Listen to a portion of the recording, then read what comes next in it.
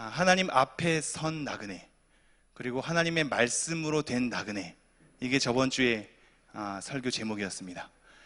우리가 저번 주에 살펴보았듯이 하나님이 거룩하니 우리도 거룩해야 하는데, 이 거룩함은 하나님을 두려워하는, 하나님에 대한 경외, 이 두 가지로 엮여 있다고 언급을 했습니다. 거룩과 하나님에 대한 두려움은 뗄 수 없는 관계로 놓여 있는 거죠. 그래서 우리는 두려움으로 지내라, 그 두려움 안에서 지내라, 하나님을 아버지라 부른 즉 두려움으로 지내라 라고 얘기를 한 걸 우리가 보았습니다. 그러나 우리가 그 흐름 속에 한 가지 더 기억해야 될 게, 두려움으로 지내라라고 말한 다음 구절들이 예수 그리스도의 보배로운 피로 우리가 하나님을 믿게 된 것을 얘기하고 있거든요. 이 두 가지 흐름이 우리에게 혼란을 좀 주는 것 같다고 얘기를 했었습니다. 예수 그리스도의 보혈, 그 보배로운 피로 말미암아 죄와 사망의 법에서 해방된 우리는 안정감과 자유로 우리를 굉장히 홀가분하게 만들 것 같은데, 뭔가 보장된 구원을 통해서 우리가 마냥 그 안정감을 누리는 삶으로 우리를 인도할 것 같은데, 하나님을 아버지라 부른 즉 두려움으로 지내라 라는 말을 통해서 이어지고 있거든요. 두려움으로 지내는 것과 예수 그리스도의 보배로운 피로 말미암아 구속함을 받은 우리가 지닌 해방감과 자유함, 이 두 가지가 어떻게 모순이 일어나지 않을 수 있는가에 대해서 흐름을 잠시 잡아보았습니다.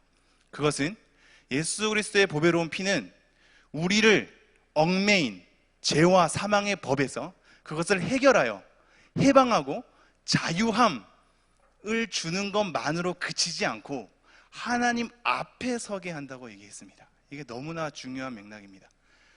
예수 그리스도를 통해서 얻은 해방과 하나님 안에서 가지고 있는 경외함, 그 두려움이 공존할 수 있는 이유가 여기에 있는 겁니다. 예수 그리스도의 보배로운 피 때문에 자유함과 해방감을 가진 우리가 방종함으로 가지 않는 것은 예수 그리스도로 말미암아 하나님을 아버지라 부른 즉 하나님을 믿게 되어 하나님 앞에 선 그리스도인이 되기 때문입니다.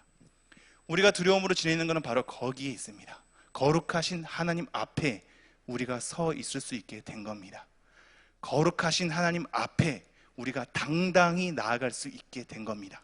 그 속에서 예수 그리스도의 보배로운 피로 말미암아 얻은 해방감과 자유함 플러스 하나님, 완전하시고 거룩하시고 위대하시고 찬양을 받기에 합당하신 하나님 앞에 서기에 두려운 마음이 있는 거죠.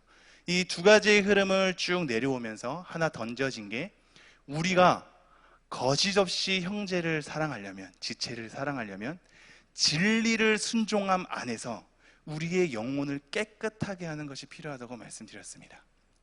그렇죠? 어떠한 사람을 만나게 될 때 우리가 가지고 있는 과거의 상처와 우리의 스타일과 우리로서 똘똘 뭉친 그 자아를 버리거나 하나님 앞에 정돈한 없이 사람들을 만나게 되면 거짓 없이 사랑하는 것이 불가능하다고 얘기했습니다. 하나님을 아버지라 부른 존재이지만 우리가 조상의 습관에 따라서 우리의 인생에 놓인 것들이 많기에 조상의 습관에 따라 우리 안에 습득되어지고 우리 안에 굉장한 습성으로 자리 잡은 것들이 새로운 만남 속에서 그 사람에게 자연스럽게 경계 없이 흘러가는 것을 보게 된다고 얘기했습니다. 우리를 깨끗하게 함이 필요하죠. 진리를 순종함 안에서 우리 영혼을 깨끗하게 하는 것이 필요합니다. 사랑이라는 것은 나에 대한 자아를 가지고 나에 대한 스타일을 고집하고 내가 가지고 살아가는 방식으로만 상대방을 대하게 될 때 절대 사랑이 불가능한 것을 보게 되죠. 각자 제 길로 가는 겁니다. 지체를 거짓 없이 사랑하는 것은 자기 안에 이 자아를 하나님 앞에 점검해야겠죠. 진리를 순종함 안에서 내 영혼을 말씀으로 깨끗하게 하는 작업이 필요한 겁니다. 그러한 작업을 통하여서 지체를 거짓 없이 사랑하게 이르게 되며 이것 때문에 마음으로 뜨겁게 사랑하라고 하는 베드로의 우리 권면을 보게 되었습니다. 우리가 돌아봐야 할 게 굉장히 많았죠. 그러면서 마지막으로 이렇게 얘기하죠.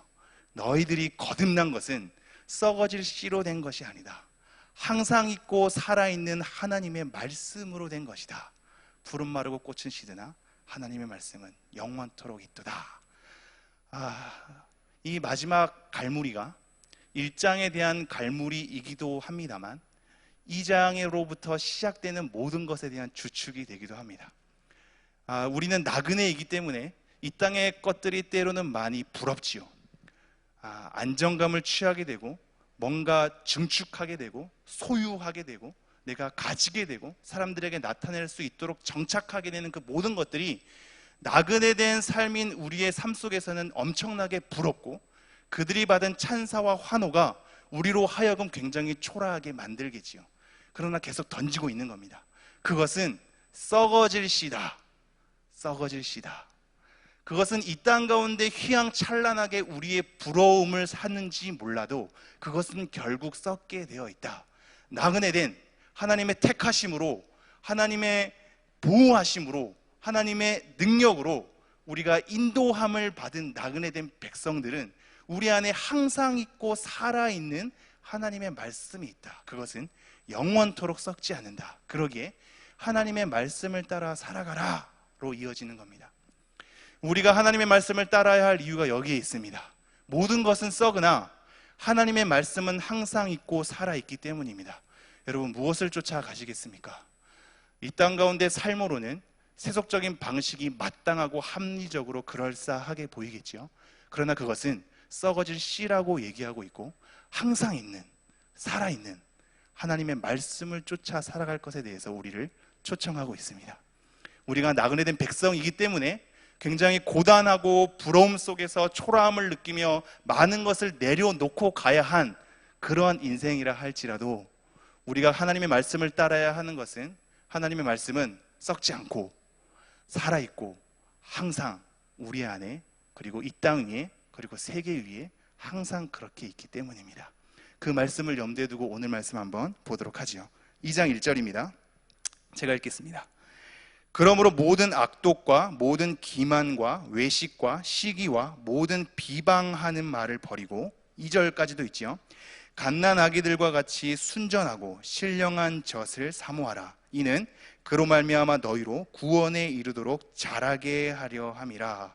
그러므로 라고 나와 있죠. 그러므로 우리가 거듭난 것은 썩어질 씨가 아니라 하나님의 말씀으로 되었기에, 하나님의 말씀은 항상 있고 살아있기에, 푸른 마르고 꽃은 시드나 하나님의 말씀은 영원토록 있기에, 그러므로 너네들은 이렇게 하라 라고 얘기하고 있습니다.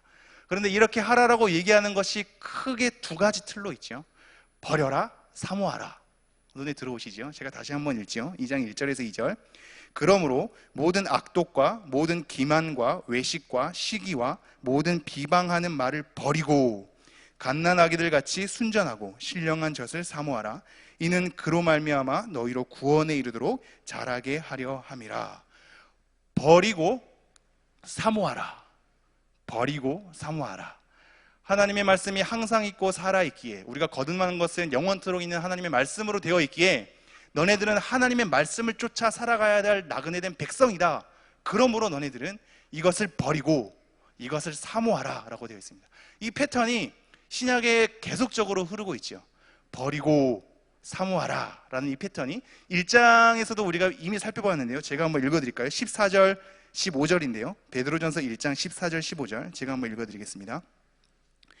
너희가 순종하는 자식처럼 전에 알지 못할 때에 따르던 너희 사욕을 본받지 말고 오직 너희를 부르신 거룩한 이처럼 너희도 모든 행실에 거룩한 자가 되라.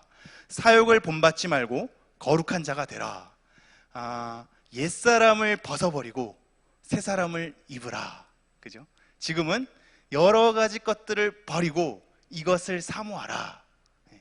이 비워냄과 채움에 대한 것은 우리에게 항상 요구되고 있습니다. 여러분이 하나님 앞에 거짓 없이 형제를 사랑하는 것이 진리를 순종함 안에서 내 영혼을 깨끗하게 하는 것이 필요하다고 얘기했듯이 우리 안에 하나님을 따라, 하나님 말씀을 따라 잘 살아가는 삶이 이루어지려면 비워냄과 채움이 필요한 겁니다. 비워냄과 채움이. 먼저 비워야 할까요? 채워야 할까요? 많은 분들이 비워야 한다고 이제 얘기하십니다. 그런데 실제적으로는 그렇게 되지 않습니다. 계속 비워지지가 않기 때문입니다. 우리가 쓰레기통 비우듯이 콸콸 비워져서 깨끗하게 되면 좋겠죠. 그러면 뭔가 채워나는 것에 대해서 굉장히 잘 채워질 것 같은 느낌이 들겠죠. 당연히 우리 안에 버려야지 그 틈으로 채워짐이 필요한 것이 맞는 논리이긴 하나 실질적으로는 그렇게 되지 않습니다. 때로는 비워내면서 채워지는 것이 있기도 하지만 채워짐을 통하여 비워지는 것도 있습니다. 이게 좀 받아들여지기 쉽지 않죠. 우리 안에 잘못과 죄악으로 가득 차 있는데 그 틈을 뚫고 무엇이 채워질 수 있는가라고 했을 때 채워짐이 가능합니다. 채워져야 그것이 자연스럽게 비워지기도 합니다. 여러분이 비워냄에 대해서만 굉장히 열을 올렸을 때 절대 비워지지 않는 것을 경험하시게 될 겁니다. 내가 죄를 저지르지 않는 것, 실수하지 않는 것, 하지 말아야 할 것에 몰두해 있으면 내가 그것을 안 하는 것 같죠. 근데 내가 하지 말아야 할 것, 해선 안 될 것, 그렇게 하면 안 되는 것을 묵상한다고 내가 그것을 또 안 하는 것은 아니게 되는 걸 발견하게 될 것입니다.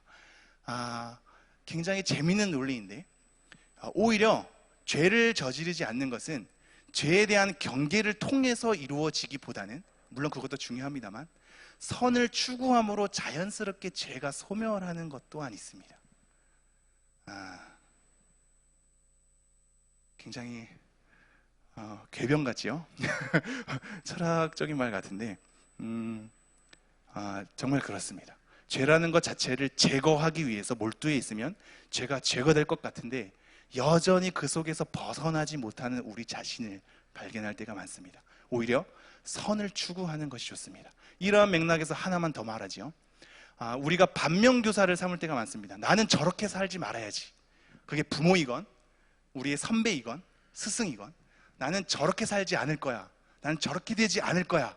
라고 반면교사를 삼지만 사실상 반면교사는 우리에게 선한 결과를 줄 때가 극히 적습니다. 오히려 뭐가 좋냐면 좋은 모델을 많이 확인하는 것이 좋습니다. 저렇게 해야지라는 선한 역량에 대해서 좋은 일에 대해서 많이 보고 듣고 경험하는 것이 오히려 우리의 죄가 제거되는데 더 잘 사용됩니다. 하지 말아야지, 안 해야지, 저렇게는 안 할 거야 라는 것이 우리 속에 사로잡을 때 오히려 선을 추구하기보다는 똑같은 패턴에 걸려 넘어가는 것을 여러분이 아마 경험하게 될 것입니다. 이 부분의 얘기가 좀 길었는데요. 지금 버리고 사모하라 라고 얘기하고 있습니다. 버려야 할 것은 버리면서 사모함을 추구해야겠지만 사모함을 추구함으로 또한 버려지는 것이 있음을 이 두 가지가 병행하면서 우리에게 던져지고 있음을 먼저 기억해 주십시오. 우리가 에베소서 말씀 한번 볼까요? 에베소서 4장 31절에서 32절인데요. 함께 읽어보겠습니다. 시작. 너희는 모든 악독과 노함과 분냄과 떠드는 것과 비방하는 것을 모든 악의와 함께 버리고 서로 친절하게 하며 불쌍히 여기며 서로 용서하기를 하나님이 그리스도 안에서 너희를 용서하심과 같이 하라. 지금 제가 이 말씀을 왜 했냐면요. 우선 구체적으로 하나하나에 대한 죄악을 열거하기 전에 이 흐름을 보십시오. 지금 본절로 다시 돌아와서 그러므로 모든 악독과 모든 기만과 외식과 시기와 모든 비방하는 말을 버리고 악독, 기만, 외식, 시기, 비방하는 말 이거를 지금 베드로가 강조하고 있습니다. 이것을 버리랍니다. 왜 이 부분을 강조할까요? 악독, 시기, 비방하는 말, 기만하는 것. 왜 이것을 강조하고 있을까요? 재미나게도 다른 서신서는 특정 교회가 정해져 있죠. 특히 고린도 전후서 같은 경우에는 거기서 열거되는 것들이 고린도 교회 안에 만연되어 있기 때문에 열거를 하는 겁니다. 근데 베드로 전서는 특정 계층이 따로 모여 있는 것이 아니라 흩어진 나그네들에게 다 전하는 회람 서신이었습니다. 그 모두들이 어떠한 특정한 죄에 빠진 것에 대해서 이 베드로가 알고서 전하기보다는 흩어져 있는 모든 나그네를 향하여서 공통적인 부분, 기초가 되는 부분으로 우리에게 던져주고 있거든요. 왜 이런 말을 할까요? 왜 악독, 기만, 시기, 비방하는 말, 이거를 왜 할까요? 빨리 얘기 안 해주면 안 되겠죠. 네. 제 고민을 계속 던져주는 겁니다. 고민을 하셔야 되는데 저도 잘 모르겠습니다. 이게 특정 죄가 성경에서 전체적으로 어떻게 얽혀 있는지를 밝히려고 알아보려고 여러 가지 이 단어들이 열거되어 있는 구절들을 많이 봤는데 하나로 좀 파악하기가 쉽지 않더군요. 이 악독에 대해서 그리고 기만에 대해서, 시기하는 것에 대해서, 비방하는 것에 대해서 일괄적으로 엮여져서 우리에게 던져지는 것이 무엇인지는 제가 잘 알지 못하겠습니다. 그러나 한 가지 재미난 점이 있더군요. 이 에베소서 말씀이 바로 그건데, 에베소서 말씀 다시 한번 보여주시겠어요? 에베소서 말씀 제가 한번 읽어보죠. 너희는 모든 악독과 노함과 분냄과 떠드는 것과 비방하는 것을 모든 악의와 함께 버리고 서로 친절하게 하며 불쌍히 여기며 서로 용서하기를 하나님이 그리스도 안에서 너희를 용서하심과 같이 하라.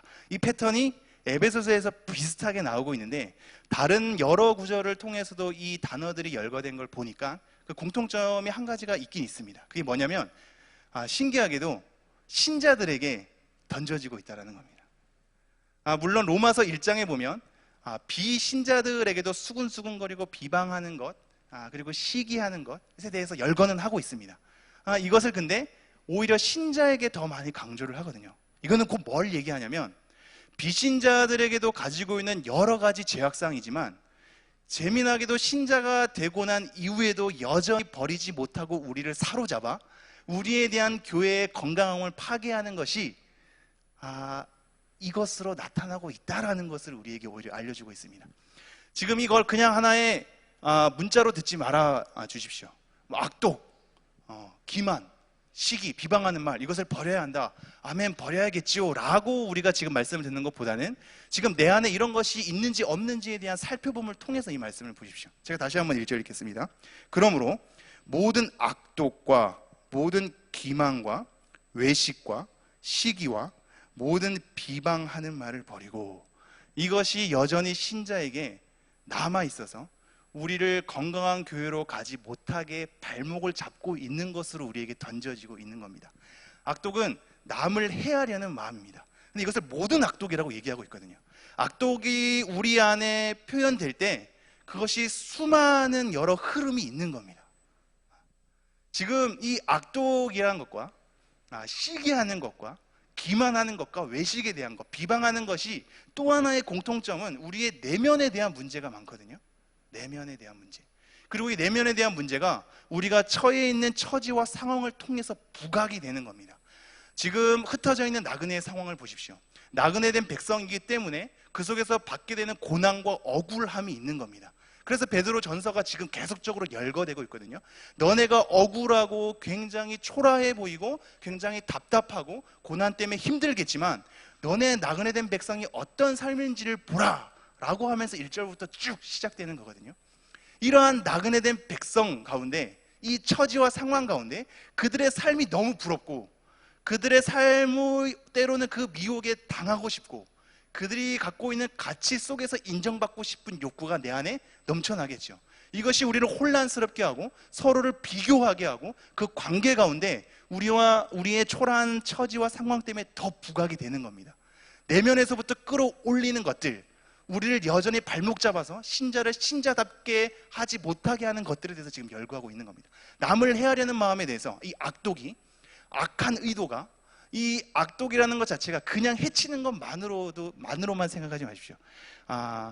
관계 안에서 서로의 비교를 통해서 그 속에서 갖게 되는 부러움, 그 속에서 갖게 되는 시기, 그 속에서 갖게 되는 질투가 내가 저 사람을 곤란하게 하는 마음으로 불끈불끈 솟아오르는 겁니다. 이 맥락이 계속 이어집니다. 악독과 모든 기만과입니다. 기만과. 속이는 거죠. 속이는 겁니다. 미끼를 던져주거나 덫을 놓아서 그 사람을 속이는 겁니다. 속이는 것 자체가 거짓으로 표면적으로 나쁘게 나타나기도 하지만 교묘하게 우리 안에 작용할 수도 있습니다. 남들을 속이는 것이 굉장히 멋들어지게 되는 표현으로도 가능하다는 것을 여러분이 명심하셔야 합니다. 지금 신자에게 던져지는 거잖아요.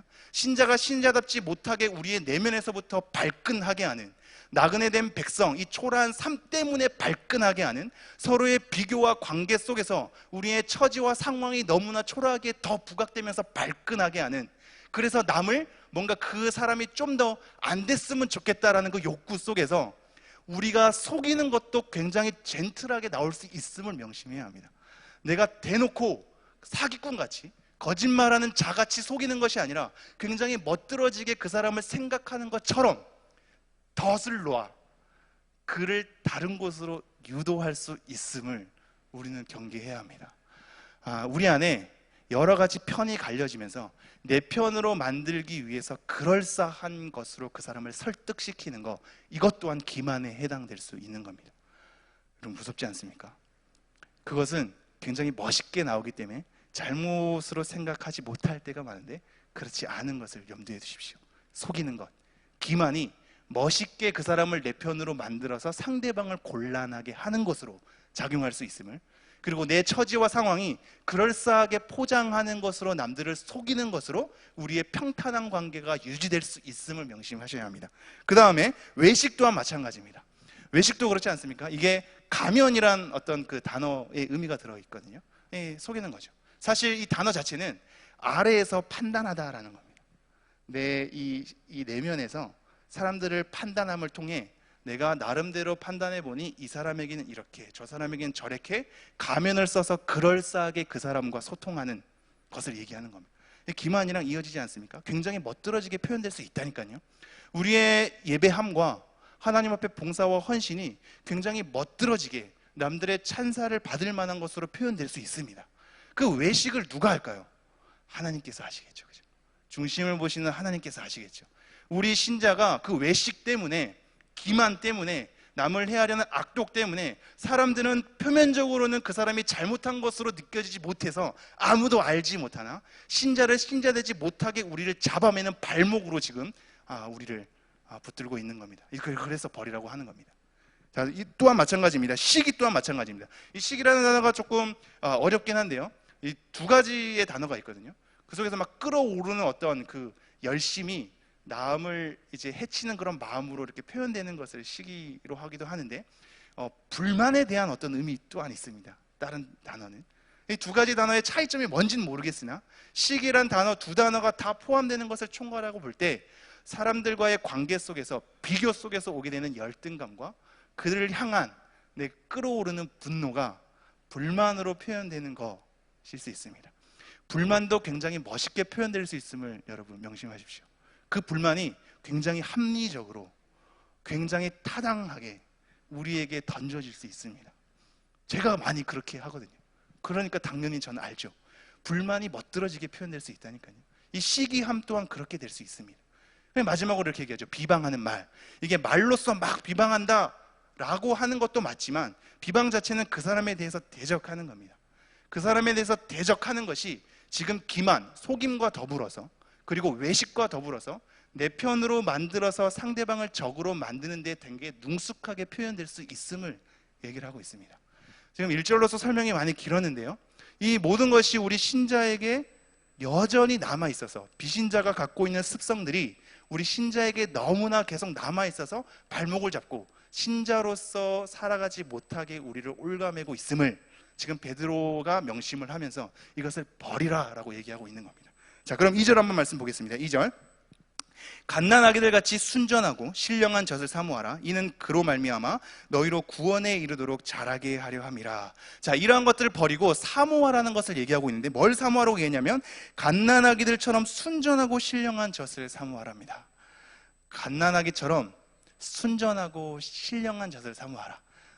재밌게도 순전이라는 단어 자체가 기만이라는 단어의 부정어가 앞에 놓인 겁니다. 접두사로. 그러니까 기만하지 않는 것에 대해서, 거짓이 없는 것, 속임이 없는 것에 대해서 순전하다. 여러 가지 이물질이 들어가지 않는 깨끗한 상태, 그게 순전함이거든요. 그리고 신령하다라는 것이, 이게 신령하는 게 영적이다라는 것으로 우리가 오해할 수 있는데, 사실상 여기서 단어는 말씀에 대한 단어입니다. 로고스거든요. 말에 대한 것, 적합함에 대한 것, 올바름에 대한 것에 된 것. 그러니까 기만하지 않고 뭔가 순전한, 이물질이 섞여지 않고 그 순백의 상태, 그리고 신령한, 올바르고 적합한 그 말씀에 대한 이 젖을 사모하라고 얘기하고 있습니다. 이 젖이 사실 말씀으로 대부분의 학자들이 많이 얘기하긴 합니다. 말씀이 결과적으로 맞습니다. 말씀을 사모하는 것이 결과적으로 맞는데, 원래가 가지고 있는 의미는 그것보다 좀 더 풍부한 것 같습니다. 이미 신령한이라는 단어가 로고스라는 그 말씀으로 되어 있기 때문에 하나님과 우리의 관계 속에서 우리를 자라나게 하고 하나님을 사모하게 하고 하나님을 더 따르게 하게 되는 그 모든 것이라고 총괄하면서 그 따르게 되는 모든 것들이 구체적으로 드러나는 것이 사실 말씀이거든요. 그래서 결과적으로는 말씀일 수 있는데, 원래는 그것보다 더 큰 것에 대한 사모함으로 우리를 초청하고 있는 겁니다. 이 신령하고 순전한 하나님의 말씀을, 결과적으로 하나님의 말씀을 사모하는 것이 갓난아기와 같이 사모하라고 얘기하고 있습니다. 갓난아기와 같이 사모하라. 사실상 젖을 먹는 것에 대해서는 신약에서 그렇게 긍정적인 표현으로 쓰고 있지는 않습니다. 어린 아이와 같다라는, 신앙이 어리다는 의미에서 너는 아직 내가 젖을 먹이고 밥을 먹이지 않는 것은 너네들이 어린아이처럼 내가 대하기 때문이다 라고 고린도전서에 얘기를 하고 있습니다. 젖을 먹는 건 굉장히 어린 신앙으로 부정적으로 표현할 때가 많은데, 여기서는 우선 갓난아기처럼 사모하는 그 사모함을 주목해 주십시오. 저희 둘째가 그 이음이라고 있습니다. 이름이 이음인데요, 조이음인데요. 아침에 일어나게 되면 가장 먼저 뭘 말하는지 아십니까? 물입니다. 물입니다. 뭘까요? 물을 달라는 겁니다. 그 다음에 하는 단어가 찌즈입니다. 찌즈, 치즈를 달라는 겁니다. 치즈를 주고 나서 또 달라 그러는데요, 안 주면 어떻게 되는지 아십니까? 애들마다 성향이 다 다르겠죠. 우리 첫째도 그렇진 않았는데, 둘째는 아예 엎어지고 초반에는 막 머리를 박았습니다. 야, 그 조그만 게 머리를 막, 요즘엔 머리를 박지 않는데 아예 엎드려서 막 나뒹굴어집니다. 와, 절 닮은 것 같아요. 막 나뒹굴어집니다. 여러분, 갓난아기가 사실 그런 부분인 거거든요. 이 사모함이 이것저것 복잡한 잼 없이 순수한 형태 그대로 의존하게 되는 상태를 얘기합니다. 천국은 어린아이와 같다라는 게, 어린아이가 순전하고 뭔가 순결하고 성결하고 죄가 없고라는 것이 아니라 하나님에 대한 의존성을 얘기하는 거거든요. 여기서 갓난아기처럼 사모하라는 것이 이것저것 잼 없이, 없으면 당장에 울어버려서 자빠 나뒹굴어지는 그 단순함 속에 있는 겁니다. 하나님의 말씀을 사모하는 우리의 사모함이 여러 가지 복잡한 상황 가운데 사모하지 않은 것으로 우리가 작용되겠지요. 우리 여기서 얘기하는 것은, 갓난아기처럼 사모하라는 것은 그 복잡함에서 너네들의 혼동으로 가지 말고 정말 없으면 죽을 것 같은, 지금 당장에 나는 이것 있어야지만 살 것 같은, 그것을 받았을 때 미소 짓는 그 갓난아기의 순수한 의존도, 순수한 본성적 형태에 대해서 지금 얘기하고 있는 겁니다. 제가 다시 한번 2절 읽지요. 갓난아기들 같이 순전하고 신령한 젖을 사모하라. 이는 그로 말미암아 너희로 구원에 이르도록 자라게 하려 함이라. 자, 여러 가지 것들을 버리고 하나님의 말씀을 사모하라 라고 얘기하고 있습니다. 갓난아기처럼 사모하라. 왜 이러한 것을 사모해야 되냐면, 이는 그로 말미암아 너희로 구원에 이르도록 자라게 하려 함이라. 이것이 우리가 구원으로 가는 데 자라는 양식이 되기 때문입니다. 이 말씀을 오해하지 마십시오. 너네가 이러한 말씀을 사모하지 않으면 구원에 이르지 못한다라는 패턴으로 소개하고 있는 게 아닙니다. 그런 식으로 오해하는 그 구절들이, 우리를 헷갈리게 하는 구절들이 많은데요, 이게 구원에 이르도록 할 때 이 이르도록이라는 단어는 사실상 없습니다. 그냥 목적에 대한 단어가 있는 거거든요. 그러니까 한마디로 그로 말미암아 너희로 구원을 목적으로 너네들이 자라나게 한다라는 겁니다. 한마디로 이 말씀이, 우리가 사모하는 이 말씀이 우리로 하여금 구원에 자연스럽게 이르도록 자라는 하나의 도구가 된다라는 겁니다. 이것을 사모하지 않으면 너는 구원에서 나가 떨어질 거야 라는 그런 경고의 말씀으로 우리에게 자극을 주는 게 아니라, 그 말씀 자체가 구원에 이르도록, 그러니까 구원을 목표로 너네들이 자라나는 것으로 작용이 된다라고 얘기를 하고 있습니다. 그러면서 3절에 이렇게 얘기하죠. 너희가 주의 인자하심을 맛보았으면 그리하라. 자, 주의 인자하심을 맛보았으면 그리하라. 이거는 만약 우리가 주의 인자하심을 받았는가, 받지 않았는가에 대한 조건으로 얘기하고 있는 게 아닙니다.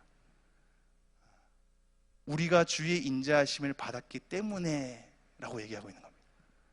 원래 만일이라는 단어가 있습니다. 근데 이거 잘 생각해 보십시오. 우리가 1장에 쭉 살펴봤듯이 아버지의 일하심, 예수 그리스도의 피 뿌림, 성령의 거룩하게 하심, 그래서 우리를 보호함, 우리가 받게 되는 구원은, 그 기뻐하는 그 영광스러운 즐거움으로 가지게 되는 그 구원은 구약의 선지자들이 그렇게 연구하고 기록했던 것이며 천사들도 보기 원했던, 그래서 너네들은 내가 거룩하니 거룩해질지라 이렇게 쭉 이제 흘러가고 있거든요.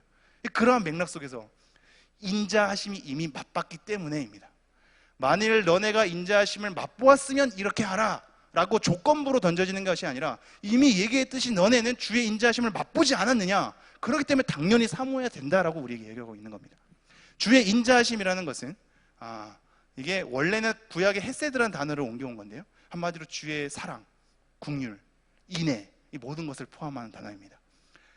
나의 평생에 선하심과 인자하심이 정녕 나를 따르리니, 여기서 인자가 이 단어입니다. 하나님의 사랑과 긍휼과 자비와 인애, 이 모든 것들, 우리가 이것을 이미 받지 않았습니까? 이것을 이미 맛보지 않았습니까? 이것을 이미 1장에서 확인하지 않았습니까? 그러므로 당연히 너네들은 이것을 버리고 하나님의 말씀을 사모해야 된다라고 우리를 초청하고 있는 겁니다. 4절 보겠습니다. 사람에게는 버림받았으나 하나님께는 택하심을 입은 보배로운 산돌이신 예수께 나아가. 5절, 너희도 산돌같이 신령한 집으로 세워지고 예수 그리스도로 말미암아 하나님이 기쁘게 받으실 신령한 제사를 드릴 거룩한 제사장이 될지니라.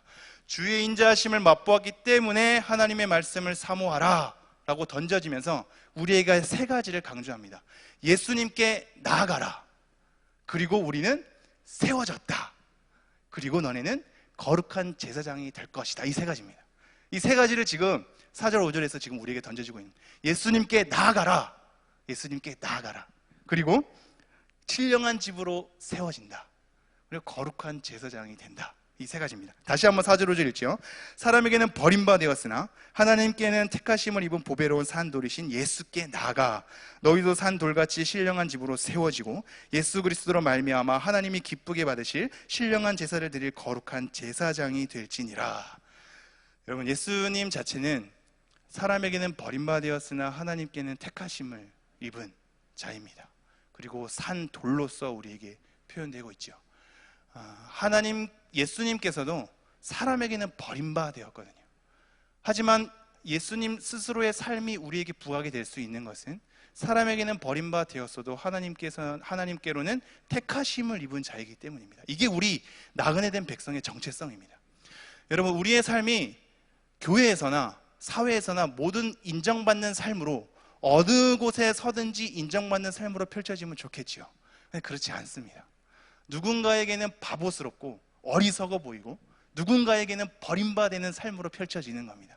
사람에게는 버림받았으나 하나님께는 택하신 백성으로 있는 겁니다. 우리가 나그네 된 백성에 대해서 처음 얘기할 때 이것이 하나님의 택하심으로 나그네가 됐다는 걸 이미 살펴보지 않았습니까? 우리가 하나님의 택하심 때문에 여기 서 있는 겁니다. 우리가 정체성이 흔들리지 않아야 할 것은 하나님의 택하심 때문인 겁니다. 사람의 조롱과 비난과 사람의 버림받는 그 모욕 속에서 그들의 인정을 받으려고 발부덩 치기보다는, 사람에게는 우리가 버림받았어도 하나님께는 택하신 바 되었기 때문에 우리가 그렇게 살았던 예수님처럼 살아가는 것이 마땅하다고 얘기를 하고 있습니다. 그렇게 사람에겐 버림받았으나 하나님께 택하신 이 예수님이 산 돌로서 우리에게 기초를 마련하고 있죠. 우리 오늘 구역 식구들이 찬양한 게 반석 위에 집을 짓는 것에 대한 내용 아니겠습니까? 이 산 돌이라고 얘기하고 있거든요. 산 돌. 살아있는 돌을 얘기합니다. 살아있는 돌. 재밌게도 우리가 저번 주에 살펴본 말씀 중에 하나님의 말씀은 항상 있고 살아있다라는 표현을 기억하시죠? 여기 똑같은 단어입니다.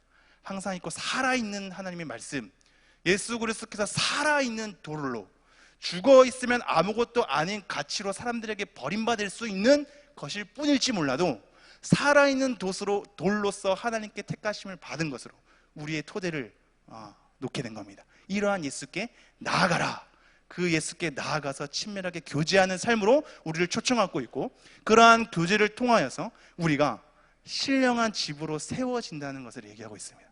영적 집으로 세워지는 겁니다. 예수께 나아가는 우리가 하나님을 통하여서 집으로 지금 지어져 가고 있음을 여러분 명심해 주십시오. 우리의 이 모양 저 모양, 이 사람 저 사람이 예수 그리스도 때문에 모여서 집을 짓는 건축의 재료로서 사용되어져 가고 있고, 우리가 함께 합력하여서 하나님이 거하실 영적 집으로 만들어져 가고 있는 겁니다. 지어져 가는 과정 속에서는 우리의 부족함이 보일지 모르겠죠. 그러나 하나님께서 지금 완성시켜 가고 있는 겁니다. 그러고 나서 우리를 거룩한 제사장으로 초청하고 있습니다. 여러분, 우리는 하나님이 부르신 거룩한 제사장입니다. 믿으십니까? 하나님이 우리를 거룩한 제사장으로 이미 선언하고 있습니다. 특정한 목회자에게만이 아니라 여러분 모두가 예수님께 나아가서 신령한 영적 집으로 세워져 가고 있고, 우리가 같은 재료로서 세워져 가고 있고, 우리 자체가 거룩한 제사장으로서 하나님께서 삼고 계심을 여러분 명심해 주십시오. 제사장이 무엇입니까? 제사장은 본인 스스로도 예배자로 서 있는 동시에 사람들로 하여금 예배할 수 있게 하는 역할 아니겠습니까?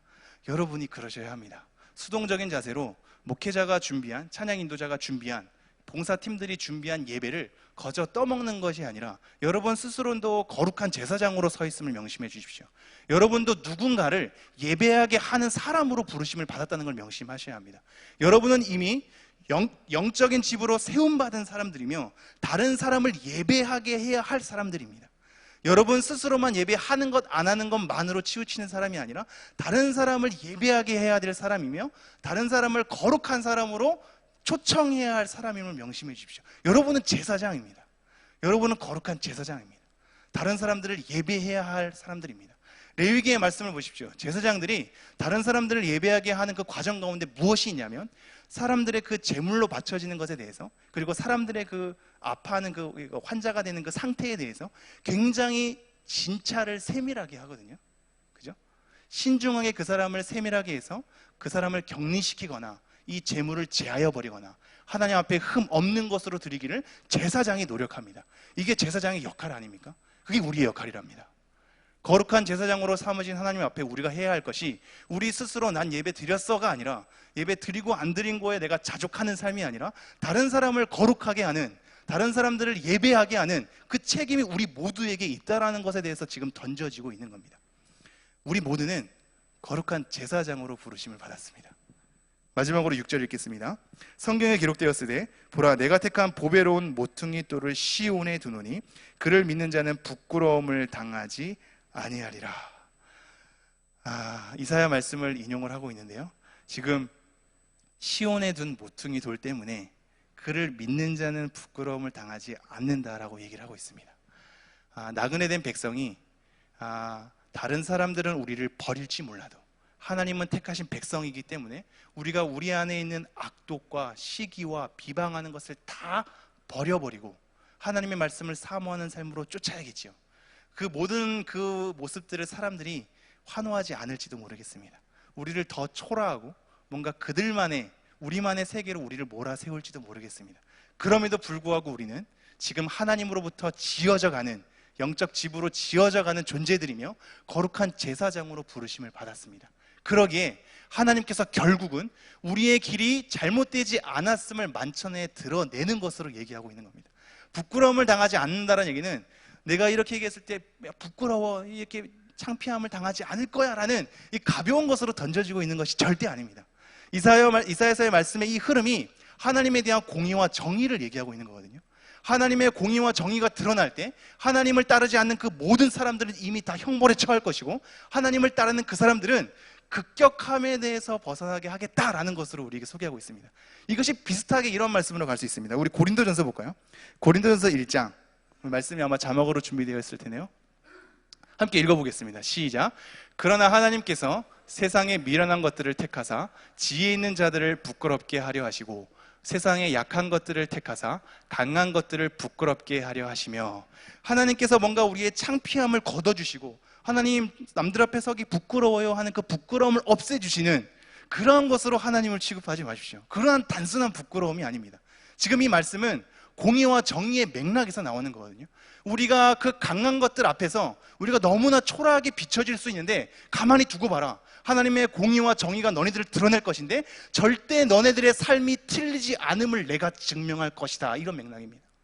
우리의 삶이 틀리지 않았음을, 하나님의 말씀을 따라 살아가는 우리의 삶이 그것이 과연 옳았음을 남들이 다 비난하고 조롱하고 우습게 여길지언정 그들이 우리를 버리고 조롱할지 모르나 우리가 살아가는 방식이, 하나님의 말씀을 따라 살아가는 방식이 절대 헛되지 않으며 그것이 엄청나게 옳은 길로서 작용하고 있음을 만천하에 드러내겠답니다. 이것이 부끄럽지 않게 하겠다는 말입니다.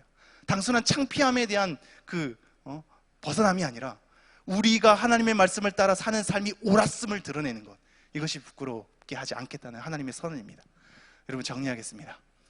우리는 지금 나그네된 백성으로 계속 살아가고 있습니다. 우리 안에 신자가 가지고 있는 죄의 습성들이 너무나 많겠지요. 이 적혀있는 것보다 더 많이 있겠지만 우리 내면에서부터 끓어오르는 그 악독과 외식과 시기와 기만과 비방하는 것, 남들을 향하여 그 대적함이 우리 안에 계속 우리를 괴롭히고 있다면 이것을 버리는 작업이 필요합니다. 진리를 순종함 안에서 우리를 깨끗하게 하는 것이 필요하겠죠. 동시에 하나님의 말씀을 사모하십시오. 갓난아기처럼 사모하십시오. 그것이 없으면 안 되는 것처럼, 지금 당장 그것이 없으면 죽겠는 것처럼 사모하는 그 사모함으로 매어 달리라고 얘기하고 있습니다. 그리고 그러한 우리들이 예수 그리스도께 나아가야 하며 예수 그리스도께 나아가는 우리가 신령한 집으로, 영적 집으로 지워져 가고 있으며 세워져 가고 있으며 결국에는 거룩한 제사장으로 우리가 부름받았음을, 그러기에 나도 예배자로 서야 하며 남들도 예배자로 설 수 있도록 내가 작용해야 하며 남들을 거룩하게 하는 것으로 진찰하고 살피는 책임이 나에게도 있음을, 우리 모두에게 있음을 명심해 주십시오.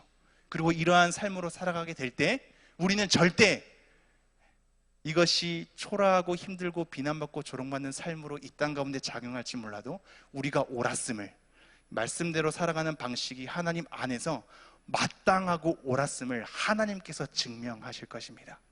그렇게 하나님이 드러내시는 그날까지 우리의 삶을 묵묵하게 잘 걸어갔으면 좋겠습니다. 기도하겠습니다.